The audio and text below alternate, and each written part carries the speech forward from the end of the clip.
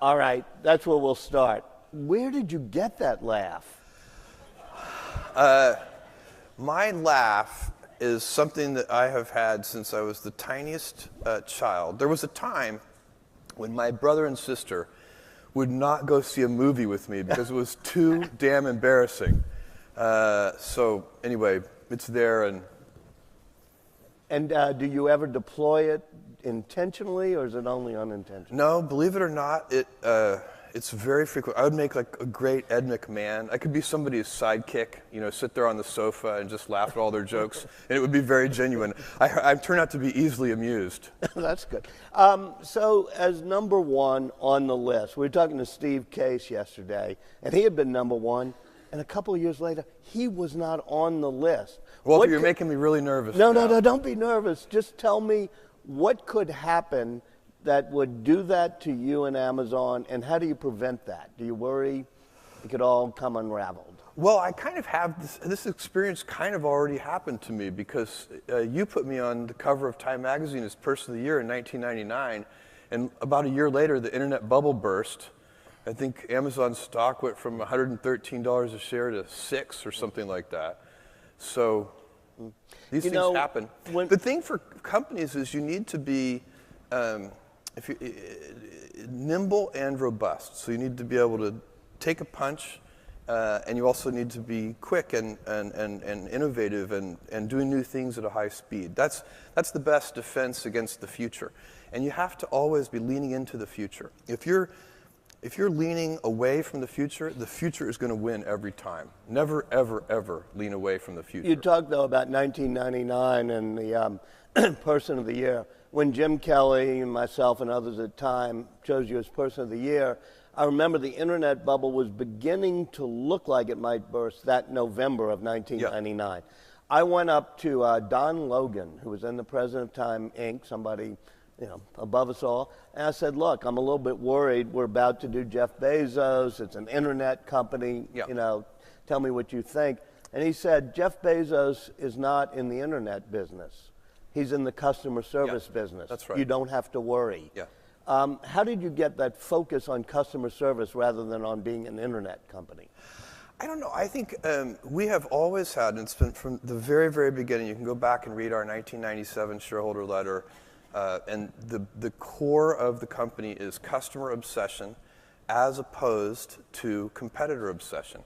And that works really well for us. I think that the advantage of being customer focused is that customers are always dissatisfied. They always want more. And so they pull you along. If you're trying to serve them, they pull you along. Whereas if you're competitor obsessed, if you're the leader, you can kind of look around and you see everybody running behind you. Maybe you slow down a little. And customers are always pulling you. So I think if you want to be pioneering, if you want to be inventive, if you want a culture that is experimental, then you want to be customer obsessed rather than competitor obsessed. Now, how does something like Alexa, the Amazon Echo, fit into being customer obsessed? Well, it's definitely about leaning into the future. And so when you look at the kinds of things that you want to be able to do with your voice, it changes for those of you who have used an Echo. The fact that it's always on, that you never have to charge it, it's always sitting there ready in your kitchen or your bedroom or wherever you put it. The fact that you can talk to it in a natural way removes a lot of barriers, a lot of friction, a lot of like little tiny pieces of friction to be able to do things, to ask what the weather is. It's easier than taking your phone out of your pocket. And what people have found over and over again is that by removing the tiniest amounts of friction from ordinary activities, really people appreciate that, and it improves customers' lives. And does it learn? Yeah. No, it's always learning. The brains of Alexa are in the cloud. They're not on that little device. So that's why the device is actually, as a physical device, relatively simple. It's a speaker. It has 7 microphones. It has enough digital signal processing power on board to be able to do beamforming, find your voice, acknowledge the wake word. The wake word is Alexa. And then it starts listening, and then it sends that phrase to the cloud where we can do really compute-intensive processing on it. Wait, here's a real paranoid question, because you just said Alexa's the wake word. Does it listen if I don't say Alexa? No. And it listens just for that word, and that's why we do the wake word detection locally on board the device. So if I talk about toothpaste a lot, but haven't said Alexa, it's not like Amazon's learning that I'm interested in toothpaste. No, not at all. And in fact, you guys should, one of the great issues of our age is going to be privacy. People don't think about it, but if you have a mobile phone in your pocket, it has microphones on it, and those microphones are under software control. And I would posit to you that just about any nation state in the world worth its salt can put a computer virus on your phone anytime they want and listen to everything you say from your cell phone. And how do you prevent that from happening to Echo? Meaning, well, we've done something a little unusual with Echo because we were thinking about that very thing. And we, first of all, it'd be no different from your phone, but we actually went one step further than what's done on a phone. When you hit the mute button on Echo, that red ring comes on that says the microphone is turned off. That mute button is connected to the microphone with analog electronics. Oh. So it actually cannot be routed. You'd have to come physically tamper with the device. You couldn't do it with a computer virus. And so it learns, and that got you into the artificial intelligence world, machine learning world, so that you could take the cloud computing. And we've been in the machine learning world for a long time. The machine learning, is, I think it's one of the things. We live in a very interesting time because there are a few golden ages happening, and one of them is machine learning. It's kind of specialized AI, and it's we're doing everything with it. We're grading strawberries with it, for Amazon Fresh. Cameras look at the strawberries, and we can now outperform humans on strawberry grading. So I gave you that tiny example to show you that artificial intelligence and machine vision and natural language understanding, these kinds of amazing things that just 10 years ago were science fiction, are going to be very helpful in everywhere. You bought the Washington Post, and at least the myth is you did it almost on a handshake without a whole lot of That is not a myth. I did zero due diligence. Oh. I did not negotiate. I accepted the That's something I'd love to sell you. I accepted the asking price. Yeah. It wouldn't have happened that way. It couldn't have happened that way, except for the person that I was dealing with was Don Graham, who I've known for 15 years and who is the most honorable person in the world. And so, we had several conversations, and he laid out every single wart and every single thing that was great about the Post. And the only thing I would say, and no due diligence would have ever uncovered the things that Don just told me, number one. And number two, I've owned the paper for a couple of years now, and if anything, the warts are not as bad as he made them out to be, and the things that are great about the Post are stronger than he made them out to be. So how could I ever have duplicated that with some kind of due diligence process? And you've, over the past 2 years, talked about an emerging view of what a business model could be. Give me some of the thoughts of what a business model for the Washington Post could be in the next 5 years. I think it's very, very simple what we have to do at the Post from a business point of view. First of all, what makes the Post great is not our business model. What makes the Post great is the tradition of investigative journalism and all the things that they have in the newsroom. I think the newsroom of the Post is absolutely killing it. I'm incredibly proud of that team. Marty Barron, in my opinion, is the best executive editor of any newspaper anywhere in the world. And the Post has, the culture at the Post is very unusual because they're kind of swashbuckling, but they're like professional swashbucklers. And which is, you don't want just swashbuckling, without professionalism, swashbuckling just gets you killed. But they have a swagger that is very, very useful and lets them, dig into things. How do you know that? Do you hang in the newsroom? No, I don't. Well, occasionally I do, but hang would give you the wrong sense. I'm not there very often. I have a day job which I love. I tap dance into Amazon. I live on the other side of the country, literally. I called Washington D.C. the other Washington. And so it's not practical for me to be there all the time. But for example, I started to get a very powerful sense of it when I went to Ben Bradley's funeral. So There's a long tradition of the Post of just putting a lot of shoe leather into things and finding stories that nobody else can find. And the Post is very lucky because it is physically located in the capital city of the most important country in the world.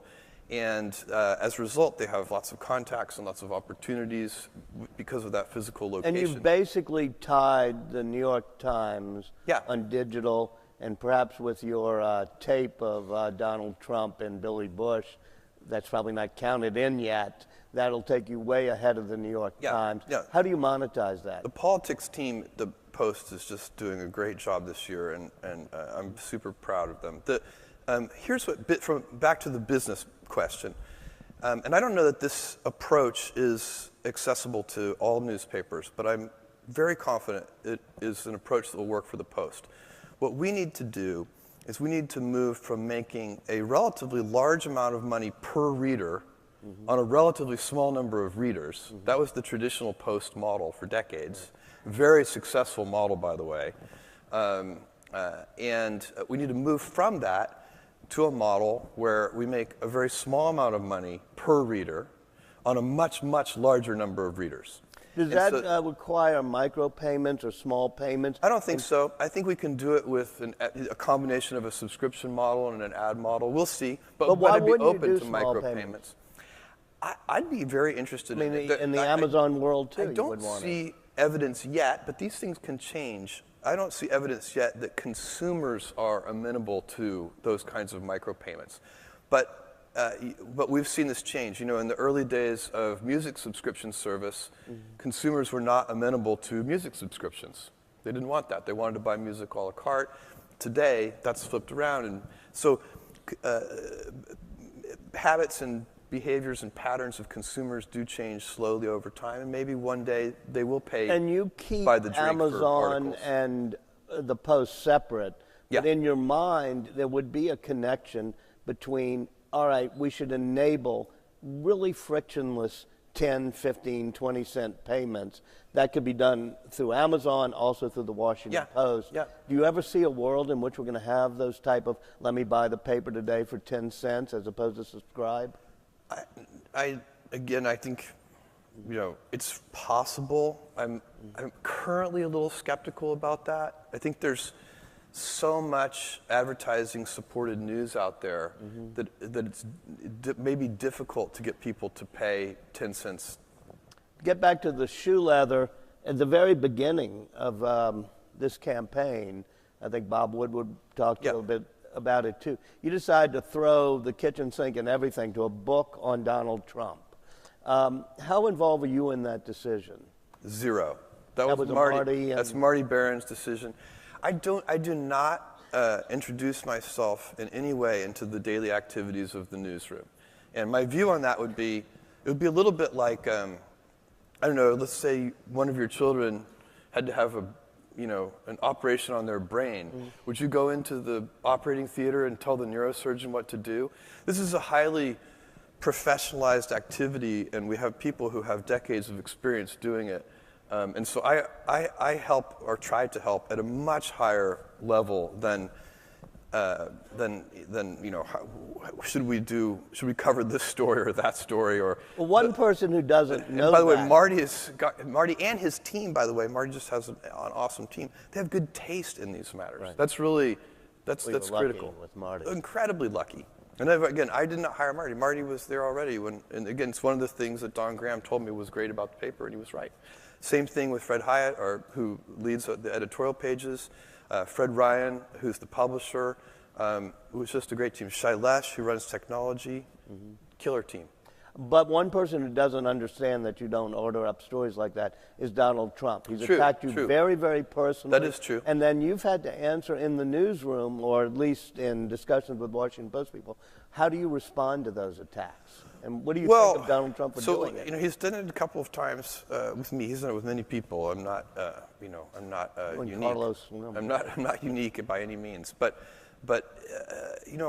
when he did it the first time, my instinct was to take it very lightly. And in fact, I did take it lightly. I sent what I thought was a humorous tweet that had hashtag send Donald to space as the final thing in the hashtag.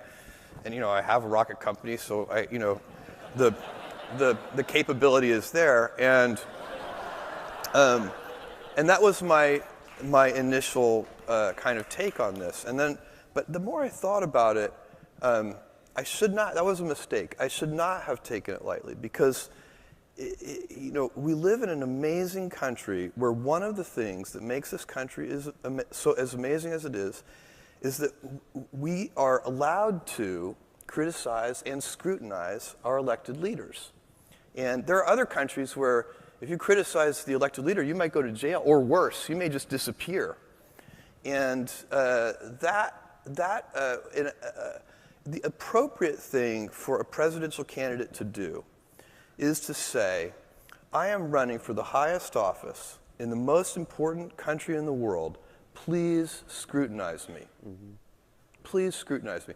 And that would, by the way, signal great confidence. It would be a leader thing to do.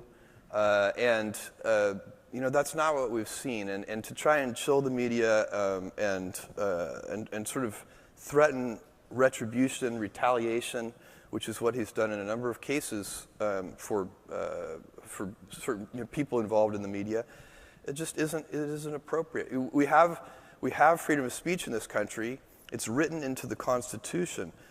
But the Constitution, except for our norms and our behaviors, the stories we tell ourselves as a nation about who we are, it's just a piece of paper. There are a bunch of nations that have written constitutions that they don't pay any attention to. People still disappear. And you think that Donald Trump has crossed the line on the norm to be dangerous? He's eroding, on issues like that, he is eroding. I don't know how dangerous it is, because I think the United States is incredibly robust. We're not a new democracy. We're very robust. But it is inappropriate for a presidential candidate to erode that around the edges. They should be trying to burnish it instead of erode it. And when you look at the pattern of things, it's not just going after the media and threatening retribution for people who scrutinize him. It is also saying that he may not give a graceful concession speech if he loses the election. That erodes our democracy around the edges. Saying that he might lock up his opponent if he wins erodes our democracy around the edges. These aren't acceptable behaviors, in my opinion. Well, thank you. And by the way, before we move on, I want to thank you in terms of the Washington Post, which has really hit it out of the park this year when it comes to political coverage. Thank you. Even if Marty deserves the credit, he does. I'm going to applaud you. He does. I will accept that compliment on behalf of the amazing team. I think we applauded Marty yesterday on this. Well earned. I'm glad you did. Going back to artificial intelligence, suppose I had Alexa and Siri sitting right here. Which one? What's the difference between the way they learn, the algorithms they use? Well, I don't know a lot about the internal operations of Siri, so it's hard for me to answer that. Alexa uses a technique called deep learning that a lot of the new machine learning systems are using deep learning at least as one element of what they're doing. And she's continuously learning as she interacts with you, getting better, trying to understand not only your speech patterns, but also the kinds of things that you're interested in. Things as simple as music, but more complicated things too. Well, when I look at what you're doing in AI, cloud, machine learning, space, whatever, it makes it seem like you're more of a science geek than a entrepreneur, just a pure entrepreneur. I'm going to play biographer for just a little bit. Growing up, and I know how wonderful your parents are, Jackie and Mike, what was it that caught on to science? What gave you this background? I don't know. You don't get to choose your passions choose you. I watched Neil Armstrong step onto the moon when I was 5 years old, had a huge impact on me, and I read hundreds of science fiction novels by the time I was 12 or 13. I always liked science and math, went to Princeton to study physics and switching to computer science. But did you have a grandfather or a mother? I had, you win a lot of lotteries in life and you lose some lotteries in life. And one of the great lotteries that I won was role models. And my mom, who you know my parents, my mom had me when she was 17 years old. She was pregnant in 1963 in Albuquerque, New Mexico, in high school, and which was not cool. And the principal tried to kick her out of school, and my grandfather, we called him Pop. Mm-hmm. He went to bat for her and met with the principal and said, "Look, you can't kick her out of school. She's allowed to finish school." And the principal cut a deal with him. He said, "Well, she can stay and finish high school, but she can't have a locker and she can't do any extracurricular activities." My grandfather, being a very wise man, was like, "Done, that'll work." And so, my dad is a Cuban immigrant, came over part of Operation Pedro Pan right after Castro took over, 2 weeks in an Everglades refugee camp, picked up by a Catholic mission with 15 other Cuban boys. The Catholic Church took great care of him, and so they both had their own remarkable lives. But they are incredibly supportive of me and my brother and sister. So they have, they're hardworking. They care about things. They're missionary, and they're supportive. I mean, my mom, is the kind of mother who, she's like, "Oh, anything I do is amazing." It's like, "Look, he made scrambled eggs," and they're not dry, that kind of thing, but that's a great, to grow up in an environment like that is a gigantic lottery. I spent all of my summers from maybe age 4 to 16 on my grandfather's ranch in South Texas, and learning all kinds of things that you can only learn in a rural environment. Rural people can be so self-resourceful. They, you don't necessarily, call a vet or, call somebody to fix the air conditioning when it breaks. You figure out how to fix it yourself, all of those things. And so it was really a great experience for me. I think my grandfather took me all those summers to give my mom a break because she was so young. But for me, it was just fabulous. We used to watch Days of Our Lives together. In the hottest, my grandmother had died, and my grandfather had always watched Days of Our Lives with my grandmother, and he remained addicted to it.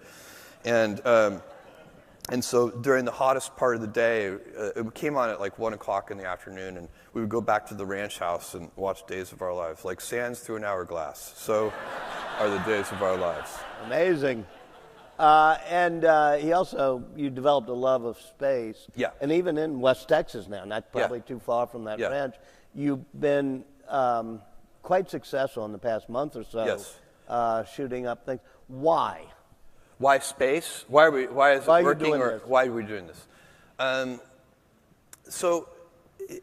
First, it's important, I think, and I can tell you why. But what I want to achieve with Blue Origin is to build the heavy lifting infrastructure that allows for the kind of dynamic entrepreneurial explosion of thousands of companies in space that I have witnessed over the last 21 years on the internet. So when I think about the founding of Amazon.com, it only could work, so it take you back to 1995, July 1995, we open our doors. And this is a 10-person company. I'm driving the packages to the post office myself. And we were sitting on a bunch of heavy lifting infrastructure. Otherwise, a tiny company could never have started Amazon.com. You couldn't do it. For example, there was already a gigantic logistics network called the U.S. Postal Service and UPS and FedEx. That would have been tens of billions, actually hundreds of billions of dollars of capital that you would have had to have laid out if you had to build a logistics network. We didn't have to do that. It existed. That heavy lifting was already done. The internet itself was sitting on top of, at that time, the long-distance phone network. Again, tens of billions, hundreds of billions of dollars of capital put in place for long-distance phone calls, but repurposed for the internet. Payment system. There was already a payment system. We didn't have to do that. It was called the credit card, and it had been initially put in place for travelers, and so on and so on. And you can go through. And what we were able to do is take all of that heavy lifting infrastructure and kind of reassemble it in a new way and do something new and inventive with it. And that's one lens through which you can view the founding of Amazon.com. In space today, that is impossible. On the internet today, you know, 2 kids in their dorm room can reinvent an industry. That's because the heavy lifting infrastructure is in place for that. Today, 2 kids in their dorm room can't do anything interesting in space. You know, you could build a CubeSat. There's not that much interesting about CubeSats. And that may change, but right now, there's just, there are certain laws of physics and certain things you need size for, and things need to be big. We need to be able to put big things in space at low cost. And so if I'm 80 years old and I can say to myself that Blue Origin did the heavy lifting, you know, I'm using my Amazon winnings to do a new piece of heavy lifting infrastructure, which is low cost access to space. Vehicles have to be reusable. You can't throw them away. Throw away space vehicles every time, you're never going to lower the cost. So we're trying to lower the price of admission into space so that thousands of entrepreneurs can then do amazing, surprising things. Nobody in 1995, so it's not that much, just nobody in 95 predicted travel. Snapchat. Right. You know, I can't predict for you what amazing entrepreneurs, brilliant, amazing entrepreneurs will do in space. But I know if I give them low-cost access to space, some brilliant, you know, 22-year-old is going to figure it out. It's one of those things about what companies get sustainable. It's those that provide platforms upon which others can build. Amazon does it, empower Apple does others, it, empower others to do things. So AWS is like that. Kindle Direct Publishing is like that. Our third-party selling business is like that. Fulfillment by Amazon is like that. Every time you figure out some way of providing tools and services that empower other people to deploy their creativity, you're really onto something. Let's turn up the lights and people come up to the mics, and as they do, one final question. You got into the studio content creation business, Monster by the Sea. What's the whole point of that? Well, Manchester by the Sea. Manchester by the Sea. Yeah, the content creation business is, we started this thing called Prime, long time ago now, and the founding benefit of Amazon Prime membership was fast, free delivery. And we started now quite a number of years ago adding streaming videos to that. And we started with things like Gilligan's Island. You know, literally there were 10 or 20,000 videos when we started, and they were all kind of reruns. But you had Days of Our Lives, I hope. I don't know. I don't know. And we did have Star Trek, the original series. And so we had a few things, and people liked it. And so then we started licensing more expensive content, and people liked that. And then once we got to a certain scale level, it just made sense to start to create our own content. And what it allows us to do is to participate, and this is another of what I think that you know, machine learning is a golden age. I think space is about to enter a golden age, and I think that TV is about to enter a golden age. May already be in the middle of one. You know, we can do things at Amazon Studios that a broadcast network would not be smart to do. So, for example, Transparent, which is an amazing show created by an amazing storyteller named Jill Soloway, could never be successful on a broadcast network. On a broadcast network, you can scale is important, and you can be like everybody's third favorite show, and that will be successful. But on streaming services like Amazon Prime, you really want to be somebody's favorite show. And so it allows you to take more risk. It allows you to be a little gutsier. You do need people with great taste, and you know, like Jill Soloway, so it's not just random gutsiness. You know, that won't get you anywhere. Hi. So I recently joined the board of a large CPG company, and what's been interesting for me to watch is how they talk not about their e-commerce strategy, but their Amazon strategy. And that's primarily, though, a commentary about their North American business. When you get outside of North America, the conversation changes. And so can you be as customer-focused as you talk about being in a market like China or India where you're not number one? And how do you think about competition in a different frame than how you get to be customer obsessed in the U.S. And can you compare yourself to Alibaba? Do you do the same things? No, we're very, very different. Kind of just the way we do business. Alibaba is they kind of connect people. It's more of an advertising business. We are. Can we be? Let's take China and India very separately. So we are winning in India very, very well. We have an amazing leader there, a guy named Amit, who has been at Amazon for 15 years, and here in the U.S. He moved back to India 4 or 5 years ago to start Amazon India, and that team is doing well. They have passed Flipkart. They are the leader in India now. So that is similar to Japan, Germany, the UK, France. Those countries are very. In China, the leader is JD, and we are totally adapting our strategy in China. We cannot run our normal playbook in China. It has to be specialized and different. So we're doing that. Yes. Hey, Matthew and Lynn with TechCrunch. So Peter Thiel, a very high-profile and well-known technology investor, is reportedly going to donate more than $1 million to the Donald Trump campaign. Can you lean a little closer to the mic? Yeah. Matthew and Lynn with TechCrunch. Yeah. So Peter Thiel, a very high-profile and well-known technology investor, is reportedly donating more than $1 million to the Trump campaign. What is your stance in this? And also, if you were in Mark Zuckerberg's position, what would you do? Well, look. Peter Thiel is a contrarian. First and foremost, he is a contrarian. And you just have to remember that contrarians are usually wrong.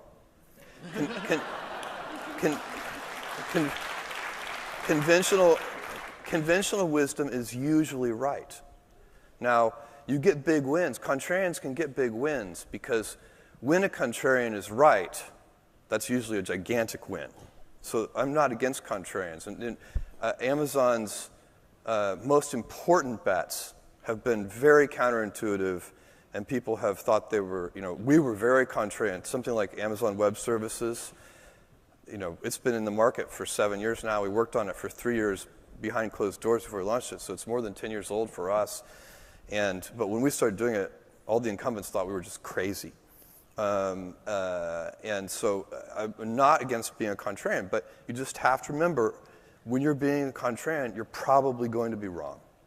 And as for, you're asking me, like, if he were on the Amazon board, would I ask him to leave or something like that? Is that the question? Yes.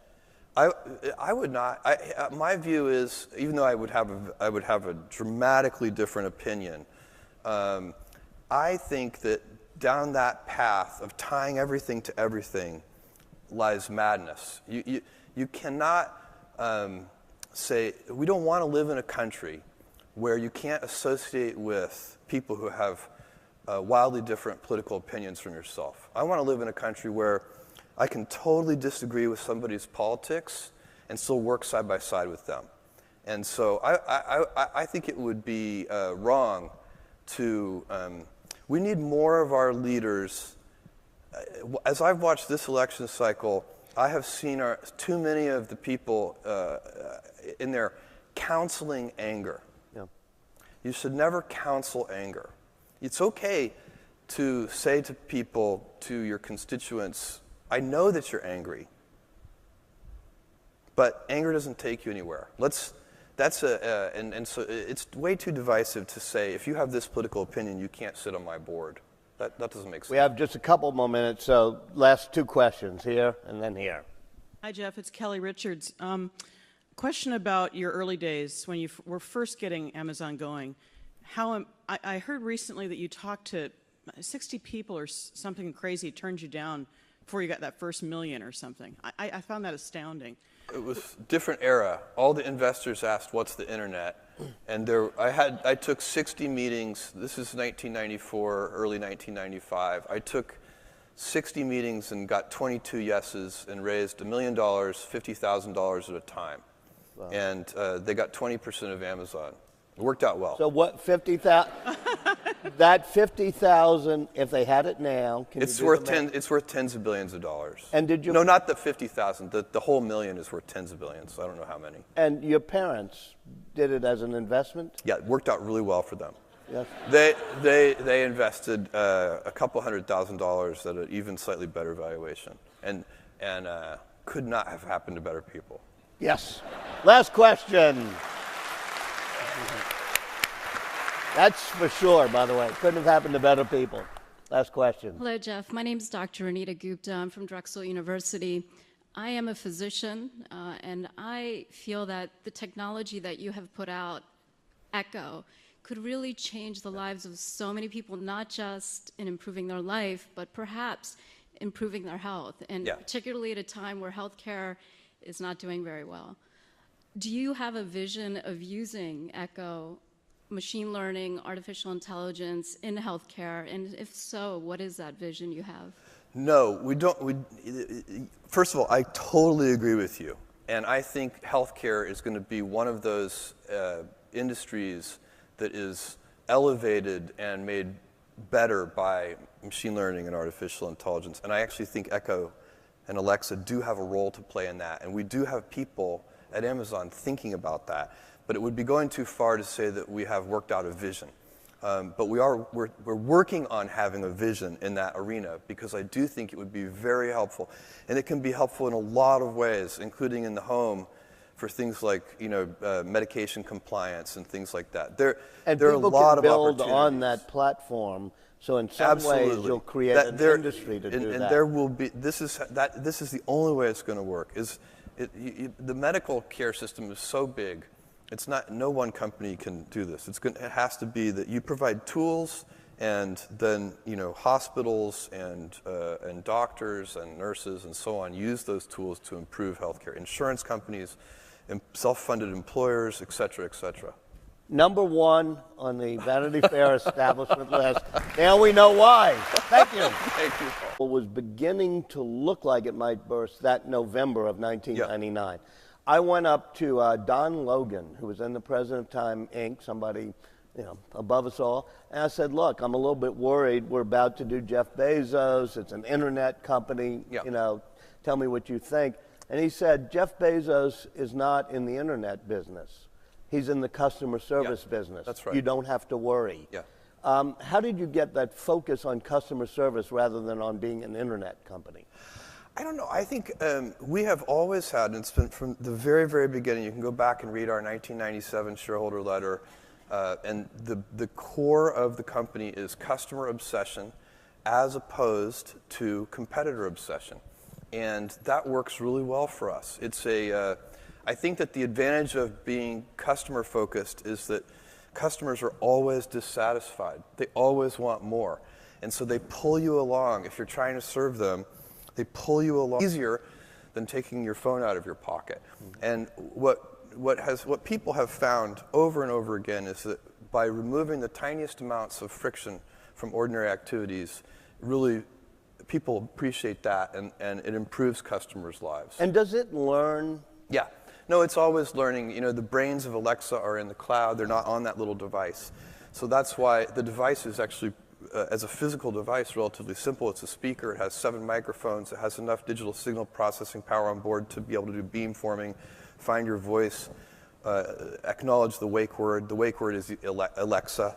And then it starts listening, and then it sends that phrase to the cloud, where we can do really compute-intensive processing on it. Wait, here's a real paranoid question, because you just said Alexa's the wake word. Does it listen if I don't say Alexa? No. And it listens just for that word, and that's why we do the wake word detection locally on board the device. So if I talk about toothpaste a lot, but haven't said Alexa, it's not like Amazon's on. And how do you prevent that? Do you worry it could all come unraveled? Well, I kind of have this experience kind of already happened to me, because you put me on the cover of Time magazine as Person of the Year in 1999, and about a year later, the internet bubble burst. I think Amazon's stock went from $113 a share to $6 or something like that. So these things happen. The thing for companies is you need to be nimble and robust. So you need to be able to take a punch and you also need to be quick and innovative and doing new things at a high speed. That's the best defense against the future. And you have to always be leaning into the future. If you're leaning away from the future is going to win every time. Never, ever, ever lean away from the future. You talked, though, about 1999 and the Person of the Year. When Jim Kelly, myself, and others at the time chose you as Person of the Year, I remember the internet bubble. All right, that's where we'll start. Where did you get that laugh? My laugh is something that I have had since I was the tiniest child. There was a time when my brother and sister would not go see a movie with me because it was too damn embarrassing. So anyway, it's there.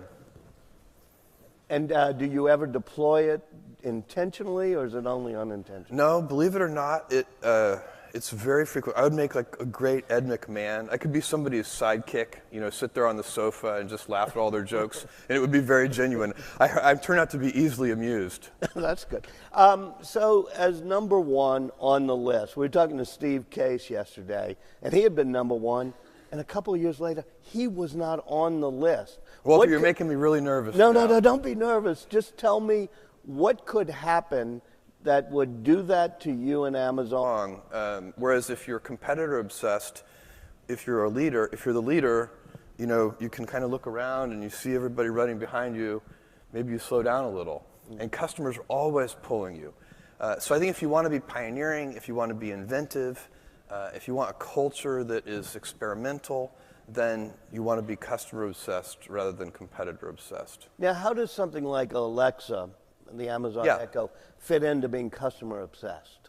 Well, it's definitely about leaning into the future. And so when you look at the kinds of things that you want to be able to do with your voice, it changes. For those of you who have used an Echo, the fact that it's always on, that you never have to charge it, it's always sitting there ready in your kitchen or your bedroom or wherever you put it, the fact that you can talk to it in a natural way removes a lot of barriers, a lot of friction, a lot of like little tiny pieces of friction to be able to do things, to ask what the weather is. It's easy.